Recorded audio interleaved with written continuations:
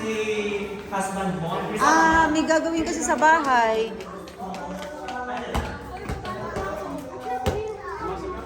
Ay, asa na ang ano niyan? Yung tuta niyan. Hingi ako ng tuta niyan eh. Asa na yun? Hingi ako tuta.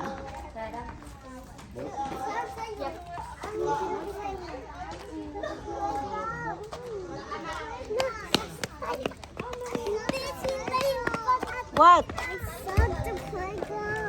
You want to play car? Mainit na. Later, mainit.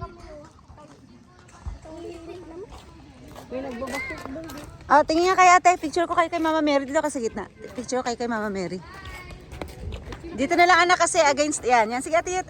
Aba, nak dito lang. Nak, dito. Harap ang mama mo.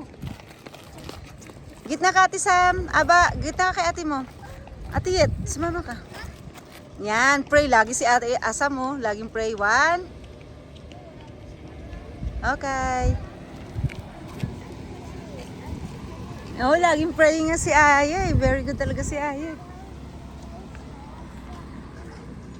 Yeah.